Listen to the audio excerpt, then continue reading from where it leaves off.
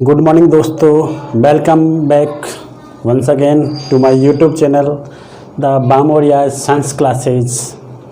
दोस्तों, ज़्यादा time waste नहीं करते हुए हम आपको बता देना चाहते हैं कि जो कल की क्लास थी जिसमें हमने रासायनिक अभिक्रिया एवं उनके प्रकार के बारे में स्टडी की थी, तो 4 प्रकार हमने डिस्कस किए थे।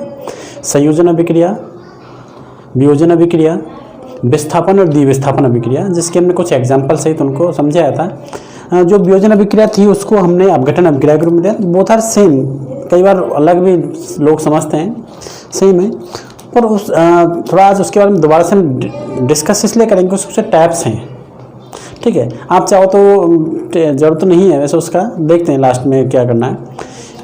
ठीक है, इसके बाद में कुछ रिएक्शंस और बची हैं जिन्हें हम पढ़ना है, उनमें कौन कौन सी हैं। जैसे आपको बताया था मैंने, संयोजन, वियोजन, विस्थापन, द्विविस्थापन ऑलरेडी पढ़ा चुका हूँ। अपघटन भी, अपघटन और वियोजन एक ही है, बस इसमें यह कि अपघटन जो होता है उसमें ऊष्मा का उपयोग या बल होता है। एक्चुअली हम यदि देखें तो अपघटन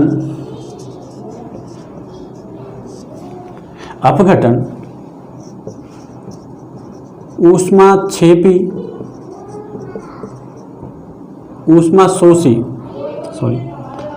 ऊष्माशोषी, ठीक है, ये जो अभिक्रियाएं हैं ये एक ही अभिक्रिया है। सिर्फ इनका क्लासिफिकेशन इस बेस पे किया गया है कि ऊष्मा का शोषण हो रहा है, एनर्जी का यूज होता है, इसलिए हम उसे ऊष्माशोषी भी कह देते हैं वियोजन अभिक्रिया को। या कोई भी रासायनिक अभिक्रिया जिसमें ऊष्मा का उपयोग होता है उसे हम ऊष्माशोषी अभिक्रिया कहते हैं। इन सब के बारे में डिटेल में हम पढ़ेंगे। तो जो सबसे पहले थोड़ा सा आपको हम बता देते हैं अपघटन के बारे में। तो मैंने आपको अपघटन के बारे में बता दिया था। अपघटन का मतलब एसोसिएशन होता है। जो एसोसिएशन होता है वो अलग हो जाता है। कोई भी पदार्थ टूट करके दो या दो से अधिक पदार्थों का निर्माण करता है, लेकिन कोई भी पदार्थ अपनी मर्जी से नहीं टूटता। उसके लिए बाह्य बल या ऊर्जा या एनर्जी जो है इंग्लिश में, उसका यूज करना पड़ता है, बाह्य बल लगाना पड़ता है, देन वो दो से तीन भागों में टूटता है। तो वो कौन कौन से बाह्य बल या सोर्स हैं जिनका यूज करके हम अपघटन कर सकते हैं किसी पदार्थ का, किसी रासायनिक पदार्थ का, तो वो हम थोड़ा सा पढ़ लेते हैं। तो अपघटन अभिक्रिया के टाइप्स थोड़ा सा हम पढ़ लेते हैं। अपघटन अभिक्रिया के टाइप्स हम पढ़ लेते हैं। टाइप्स ऑफ डिसएसोसिएशन,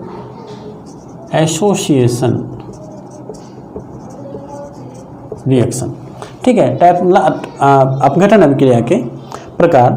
उसमें पहला जो प्रकार होता है वो होता है प्रकाश अपघटन। प्रकाश अपघटन। दूसरा जो होता है उसे हम बोलते हैं विद्युत अपघटन। विद्युत अपघटन, ठीक है। इसके बाद में आप चाहो तो ऊष्मीय अपघटन, ठीक है, वो भी अपन इसमें लिख सकते हैं। बाकी सारी चीज़ एक है। विद्युत भी अपने आप में ऊष्मा है या ऊष्मीय अपघटन। ठीक है दोस्तों, हम इनको थोड़ा थोड़ा सा जो है आपको वो देके, एग्जाम्पल देके और जो है समझाएंगे।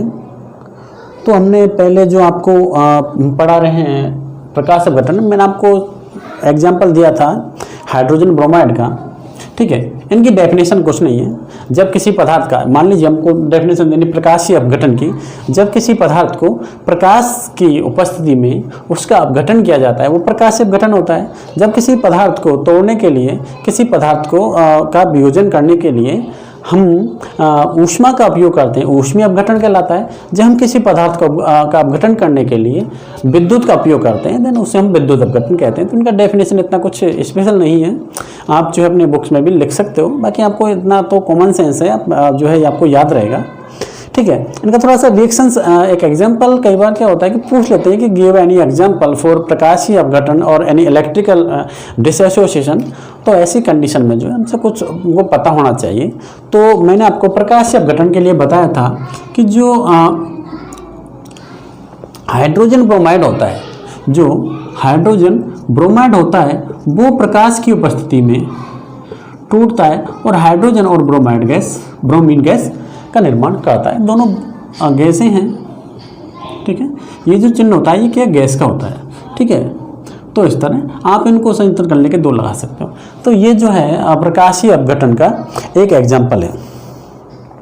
यदि हम जो है विद्युत अपघटन, दूसरा है विद्युत अपघटन के बारे में यदि आपको बताएं तो ये कह सकते हैं कि मान लीजिए आपने कभी देखा हो, आप जो इलेक्ट्रोड वो रॉड आती है पानी गर्म करने के लिए, तो आपने देखा होगा जब हम उसको गर्म करते हैं, पानी को गर्म करते हैं तो उसमें बुलबुले निकलते हैं। बुलबुले निकलने का इसका सीधा सा एक मतलब ये है कि उसमें गैस फॉर्मेशन हो रहा है, मीन्स वाटर में गैस फॉर्मेशन हो रहा है। और गैस कहाँ से आती है, क्योंकि जब हम पानी में इलेक्ट्रिक जो रॉड है वो डालते हैं तो इलेक्ट्रिक जो करंट है वो उस पानी का अपघटन करता है और उसके फलस्वरूप हाइड्रोजन प्लस ऑक्सीजन गैस का फॉर्मेशन होता है।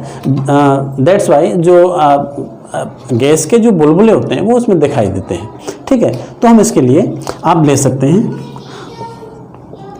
H2, इधर विद्युत लिखेंगे तो H2 प्लस O2 बनता है, ठीक है। इसके बाद में विद्युत धारा लिख सकते हैं, विद्युत जो भी है। आप चाहो तो सोडियम क्लोराइड का भी इसमें एग्जाम्पल आप दे सकते हो, ठीक है। इसको मैं मिटा रहा हूँ, ठीक है।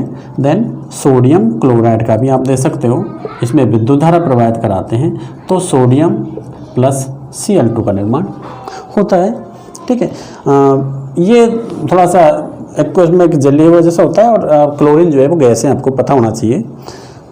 देखिए दोस्तों, जब हम विद्युत अपघटन कराते हैं तो जो रॉड डालते हैं उसमें 2 पार्ट होते हैं, एक तो होता है एनोड, एक होता है कैथोड, ठीक है। एनोड कैथोड कुछ नहीं है, किसी जो लाइट जो अपना करंट होती है उसके 2 पार्ट होते हैं प्लस माइनस, वो ये हैं, ठीक है। तो जो एनोड होता है वो प्लस होता है और जो कैथोड होता है वो माइनस होता है, ठीक है। तो इतना अपन को जो है याद होना। ऊष्मीय अपघटन में यदि हम देखें, आपने देखा होगा जब दीपावली वगैरह आती है और हम जो पत्थर वो जो चूना लेके आते हैं कैल्शियम, उसको बोलते हैं कैल्शियम कार्बोनेट। जब हम उसमें क्या नाम है, ठीक है, उसमें ऊष्मा जो है देने पर वो जो है छोटे कणों में उसको जब गर्म करते हैं, उसको जब गर्म करते हैं तो क्या होता है, टूट जाता है। कैल्शियम कार्बोनेट ये ऊष्मीय का है, ठीक है, ऊष्मीय अपघटन। कैल्शियम कार्बोनेट जो है कैल्शियम ऑक्साइड प्लस CO2 में टूट जाता है। ये सारे एग्जांपल्स में आपको जो है ऑलरेडी दे चुका हूँ विघटन में, ठीक है। फिर भी थोड़ा सा आप देख सकते हो, calcium oxide plus carbon dioxide में टूट जाता है। कैल्शियम कार्बोनेट जो है वो 473 किलो कैलोरी पर तक गर्म करने पर अपघटित होता है, ठीक है। तो ये आपको जो पता होना चाहिए। इसके बाद में दोस्तों ये जो इसी से रिलेटेड ऊष्माक्षेपी और ऊष्माशोषी जो अभिक्रियाएं हैं वो क्या हैं, ऊष्माक्षेपी और ऊष्माशोषी जो अभिक्रियाएं हैं वो क्या हैं, हम बता देते हैं। ऊष्माक्षेपी और शोषी, ऊष्माशोषी। देखिए ऊष्मा, पहले शोषी का मतलब समझिए। शोषी का मतलब शोषण, शोषण का मतलब होता है लेना, ठीक है। जब किसी पदार्थ का अपघटन करने के लिए या किसी भी रासायनिक अभिक्रिया को कंप्लीट करने के लिए हमें ऊष्मा की आवश्यकता होती है, तो ऐसी जो रासायनिक अभिक्रिया होगी, चाहे वो किसी भी प्रकार का अन्य प्रकार हो सकता है, उसको हम ऊष्मा शोषी अभिक्रिया कहते हैं। लेकिन कुछ ऐसी भी रासायनिक अभिक्रियाएं होती हैं, जब हम रासायनिक अभिक्रिया करते हैं और प्रोडक्ट बनते हैं तो प्रोडक्ट के साथ साथ कुछ ऊष्मा का भी फॉर्मेशन होता है, एनर्जी फॉर्मेशन होता है, क्योंकि उसमें ऊष्मा बन रही है, उत्पादित हो रही है। दैट्स वाई हम उसको ऊष्माक्षेपी अभिक्रिया कहते हैं। क्षेपण का मतलब होता है फॉर्मेशन या निकलना, ठीक है।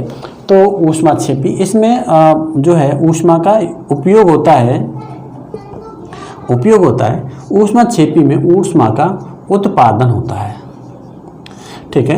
ये एक एक्स्ट्रा प्रोडक्ट होता है, अपने जो मेन प्रोडक्ट होते हैं उनके साथ साथ में ऊष्मा का भी फॉर्मेशन होता है। जैसा मैंने आपको बताया था, जितनी भी रासायनिक केमिकल जो रिएक्शंस होती हैं उन सब में ऊष्मा और द्रव्यमान संरक्षण नियम का जो है वो पालन होता है, और उसी क्रम में ये जो है फॉर्मेशन और जो है यूज होता है। ठीक है। हालांकि मैंने आपको बताया था कि रासायनिक अभिक्रिया में इनका थोड़ा सा अपन वो होता है बिल्कुल, लेकिन हम इसका थोड़ा सा नेगलेक्ट करके चलते हैं, तो वही यहाँ पे है। ठीक है। तो हम चलो देखते हैं, पहले ऊष्मा क्षेपी अभिक्रिया को हम देख लेते हैं। ओके।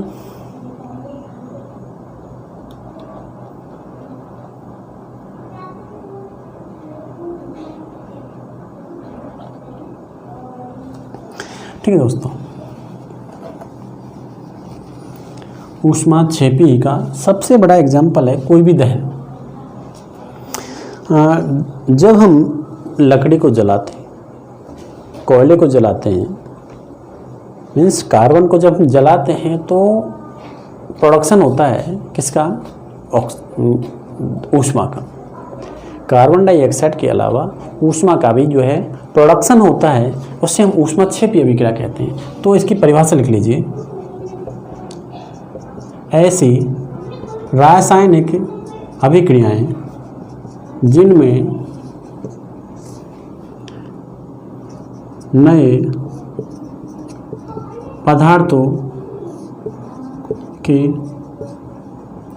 निर्माण के साथ साथ ऊष्मा का भी उत्पादन होता है, ऊष्मा क्षेपी अभिक्रिया कहलाती है। फॉर एग्जाम्पल, मान लीजिए A+B अभिक्रिया कर रही है और AB बना, लेकिन AB के साथ में कुछ ऊष्मा या ऊर्जा, ऊष्मा नहीं बोल सकते आप इसको, ऊर्जा, ऊष्मा बोल दीजिए, कुछ लिख दीजिए, ऊष्मा का भी जो है उत्पादन होता है, हीट फॉर्मेशन होता है। जैसे कार्बन प्लस O2 ऑलरेडी बता चुका हूँ, CO2 बनेगा प्लस ऊष्मा का भी निर्माण होता है। आपने देखा होगा सर्दियों में, जब सर्दियाँ होती हैं तो लोग क्या करते हैं,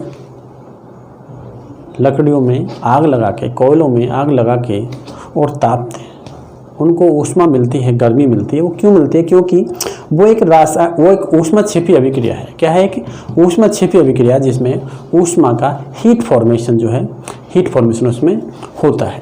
ठीक है। दूसरी यदि हम अभिक्रिया कहें तो कोई भी जो ये कह सकते हैं अपन कि जितनी भी संयोजन अभिक्रियाएं हैं वो ऊष्मा क्षेपी अभिक्रियाएं होती हैं, और जितनी भी अपघटन अभिक्रियाएं हैं वो ऊष्मा शोषी अभिक्रिया होती हैं, जिसके बहुत सारे एग्जाम्पल मैंने भी आपको बता दिए हैं। फिर भी इसकी एक बार जो है डेफिनेशन आप लिख लीजिए, ऊष्मा शोषी। ठीक है। ऊष्मा शोषी अभिक्रिया ऐसी रासायनिक अभिक्रियाएं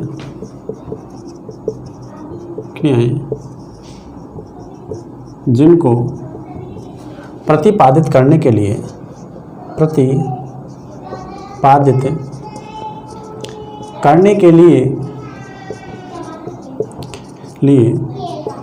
हमें ऊष्मा की आवश्यकता होती है, ऊष्मा की आवश्यकता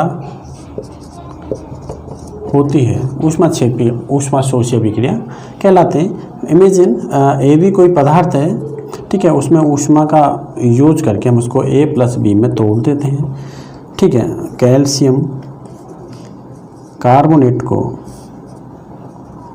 ऊष्मा का उपयोग करके calcium oxide plus carbon dioxide में हम तोड़ दिया जाता है। ठीक है। तो ये एग्जाम्पल्स थे ऊष्मा शोषी और ऊष्मा क्षेपी अभिक्रिया के। ठीक है दोस्तों, इसके बाद में आपके जो है इम्पोर्टेंट यदि कोई रिएक्शन आती है तो उसका नाम है ऑक्सीकरण अपचयन, या पहले हम दोनों को अलग अलग पढ़ेंगे, उसके बाद में कंबाइंड भी एक ऐसी अभिक्रिया होती है जिसमें ऑक्सीकरण भी होता है और अपचयन भी होता है, जिसे हम ऑक्सीकरण अपचयन अभिक्रिया भी कहते हैं या फिर रेडॉक्स अभिक्रिया कहते हैं। ठीक है दोस्तों,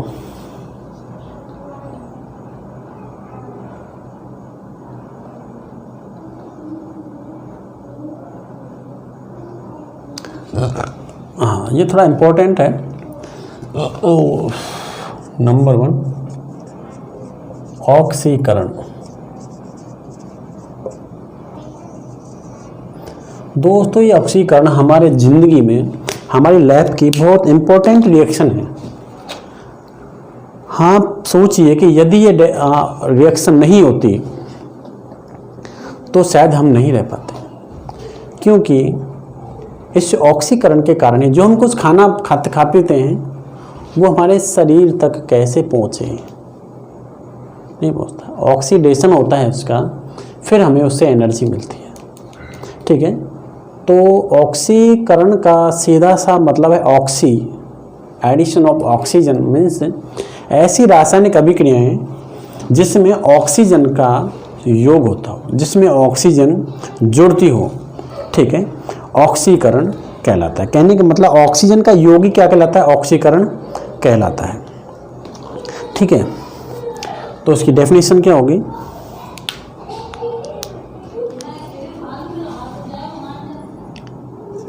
वह रासायनिक अभिक्रिया जिसमें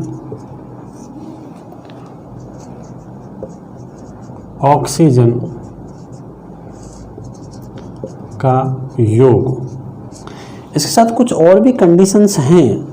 ठीक है, इसे बोल सकते हैं या तो ऋणायन का योग हो, ऋणावेश ऋणायन का योग होता है, ऑक्सीकरण कहलाता है। ऑक्सीकरण कहलाता है। ठीक है, इसके लिए हमने अभी एग्जाम्पल, कोई भी A+O2 = AO2 जो भी है, कहने का मतलब ऑक्सीजन का उसमें जो है ऐड होना चाहिए। एग्जाम्पल के लिए हम ले सकते हैं मैग्नीशियम प्लस ऑक्सीजन = MgO। ठीक है, मैग्नीशियम ऑक्साइड, तो इसमें जो है ऑक्सीजन का ऐड हो रहा है। ठीक है, हम ये भी कह सकते हैं, मान लीजिए SO2, ठीक है, सल्फर प्लस ऑक्सीजन क्या बनेगा, सल्फर डाइऑक्साइड।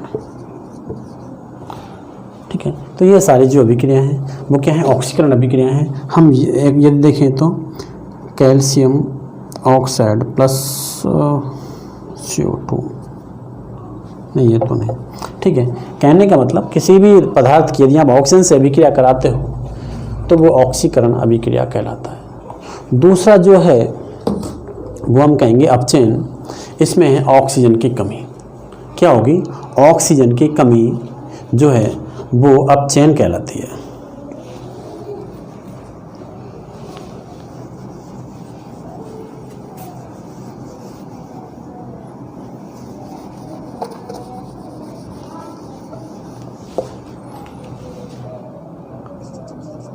अपचयन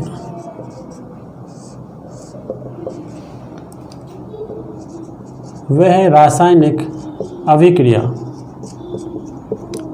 जिसमें ऑक्सीजन की कमी होती है अपचयन कहलाता है। अपचयन कहलाता है।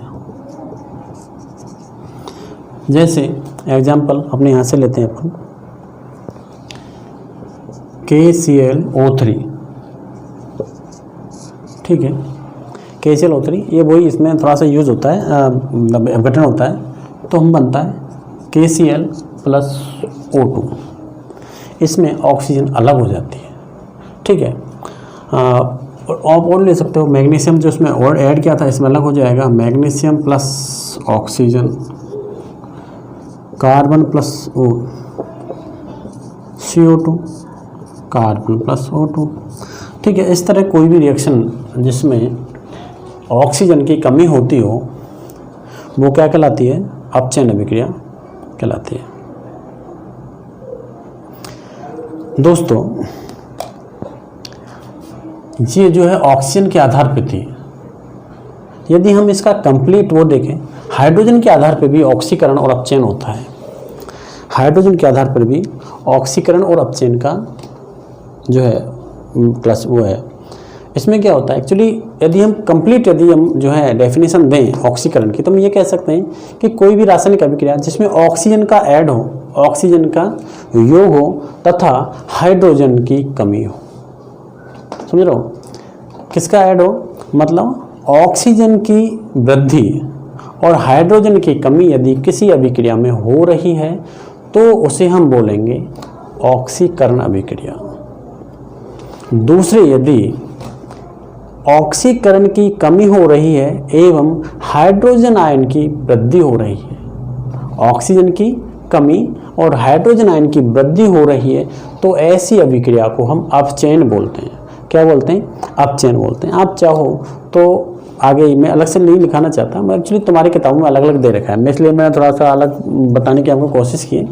बाकी आपको यदि डेफिनेशन आती है कि right what is the oxidation और व्हाट इज़ द, तो उसमें आप जो है यही लिखोगे, अपचयन की अभिक्रिया या परिभाषा लिखोगे ऑक्सीकरण की, तो वो ये जो मैं बोल रहा है कि वह रासायनिक अभिक्रिया जिसमें ऑक्सीजन की वृद्धि हो तथा हाइड्रोजन की कमी हो, वह रासायनिक अभिक्रिया ऑक्सीकरण कहलाती है। और यदि अपचयन के बारे में पूछता है तो वह रासायनिक अभिक्रिया जिसमें ऑक्सीजन की कमी तथा हाइड्रोजन की वृद्धि होती हो, वह अपचयन अभिक्रिया कहलाती है।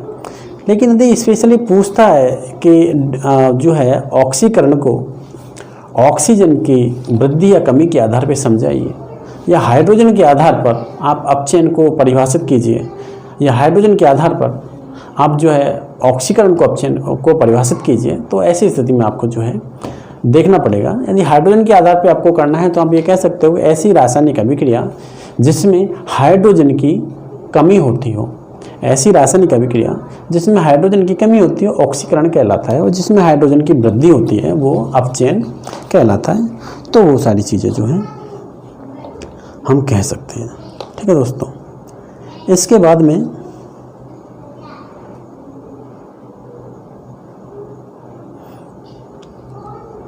उसके आप एग्जाम्पल यदि देना चाहो तो बहुत सारे हैं। ठीक है, अभी हम जो बात करेंगे वो करेंगे रेडॉक्स अभिक्रिया की, ऑक्सीकरण अपचयन अभिक्रिया कंबाइंड रूप से, जो इम्पोर्टेंट है, मोस्ट है और जो है आती रहती है।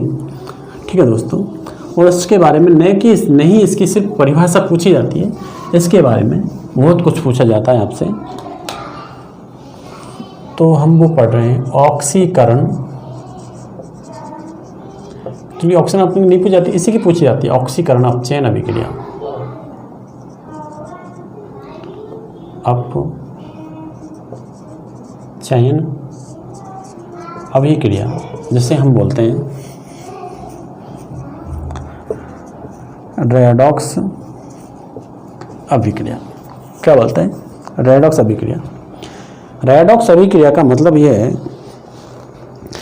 कि ऐसी कोई रासायनिक अभिक्रिया जिसमें किसी एक पदार्थ का ऑक्सीकरण हो रहा है और दूसरे पदार्थ का अपचयन हो रहा है, उसी अभिक्रिया में मीन्स किसी एक ऐसी रासायनिक अभिक्रिया जिसमें ऑक्सीकरण और अपचयन साथ साथ होते हों, ऐसी रासायनिक अभिक्रिया ऑक्सीकरण अपचयन अभिक्रिया या रेडॉक्स अभिक्रिया कहलाती है।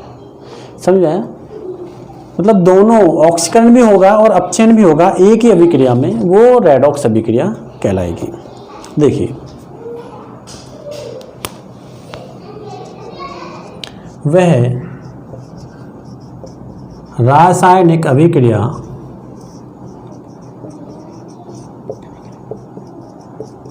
जिसमें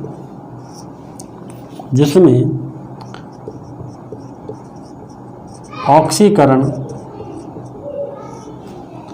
एवं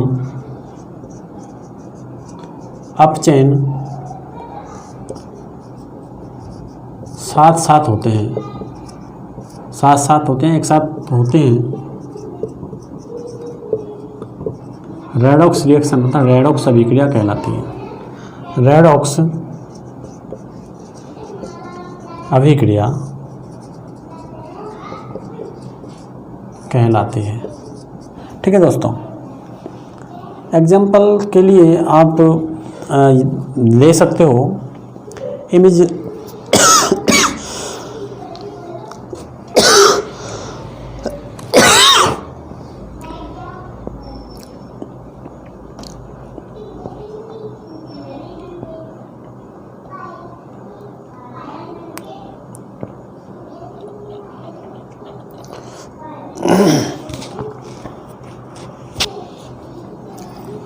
जैसे मैग्नीशियम ऑक्साइड HCl,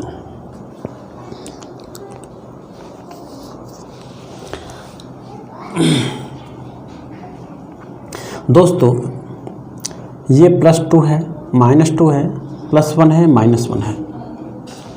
द्विविस्थापन अभिक्रिया होगी और इस द्विविस्थापन अभिक्रिया में क्योंकि ऑक्सीजन और हाइड्रोजन का विस्थापन होगा, द्विविस्थापन होगा, इसलिए इसे हम रेडॉक्स अभिक्रिया कहेंगे। इससे जो प्रोडक्ट बनेंगे आपको पता है, क्लोरीन मैग्नीशियम से अभिक्रिया करेगी, हाइड्रोजन ऑक्सीजन से अभिक्रिया करेगा, तो magnesium chloride plus hydro oxide बनेगा। दोस्तों ये ध्यान दो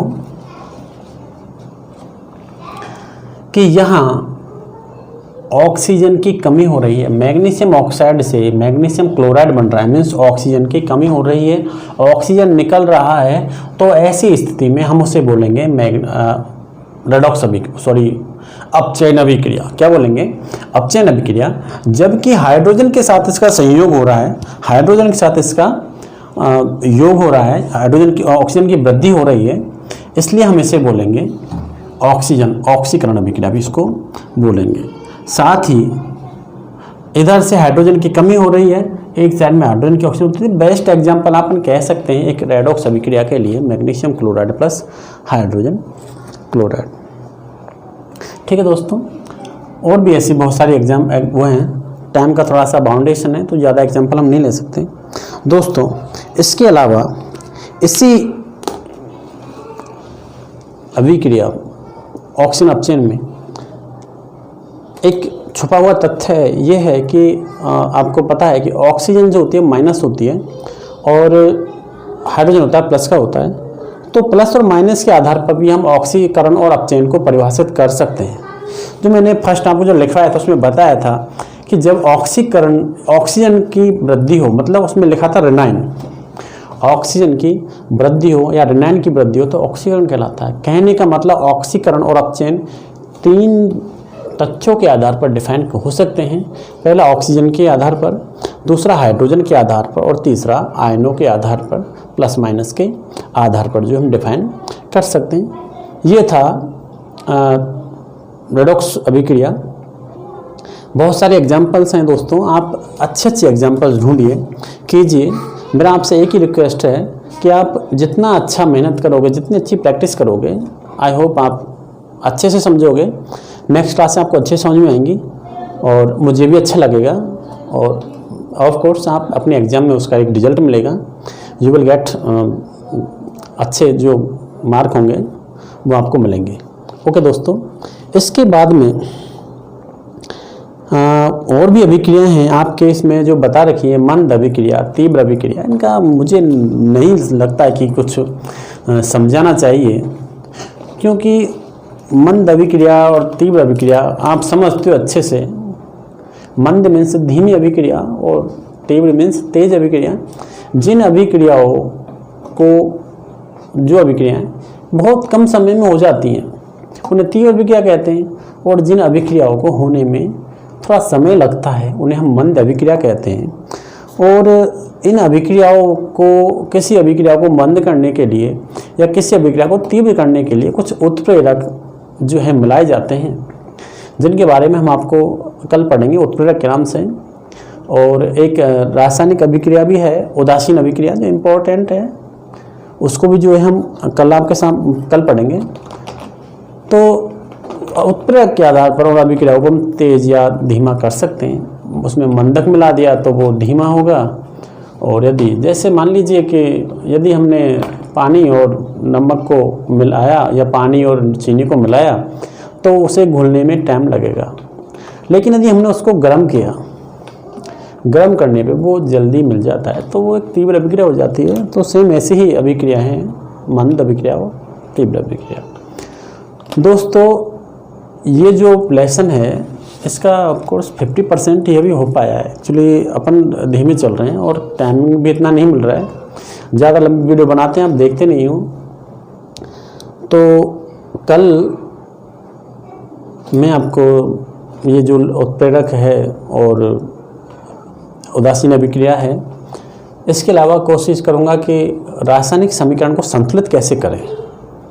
थोड़ी बड़ी होगी तो ठीक है, ये 3 चीज़ें मैं आपको कल कवर करने की कोशिश करूँगा। इसके बाद में कुछ जो आपके कुछ पोर्शन है इस लेसन का वो आपको सब डिस्कस करेंगे, क्योंकि जैसा आप सभी को पता है मैं एम्स भुवनेश्वर में नर्सिंग अधिकारी की पोस्ट पे काम करता हूँ और अभी जो हमारी मेन ड्यूटी है वो कोरोना के लिए है।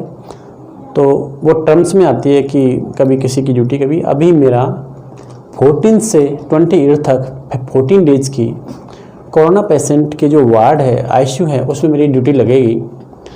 तो उसको ध्यान में रखते हुए आई थिंक मैं शायद क्लास नहीं ले पाऊँगा, लेकिन मैं आपसे एक रिक्वेस्ट करता हूँ कि आप उस टाइम में मुझे क्वेश्चंस पूछ सकते हैं, जिनका मैं आपको वीडियो बना के कॉपी में लिख के, और बोर्ड पे नहीं लिख सकते, वो मैं आपको जो है डाल दूँगा।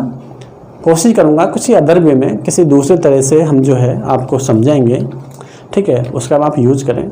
दोस्तों आपको लगता होगा कि बहुत ज़्यादा टाइम है, लेकिन टाइम नहीं है आपके पास। आप अभी से अच्छे से पढ़ेंगे और आपका एक उद्देश्य होना चाहिए, more than 95% you have to got in your science subject, तो आपका पढ़ने में कोई मज़ा है। ठीक है दोस्तों, thanks once again. Please share and subscribe my channel and press the bell icon to get latest notifications. Thank you.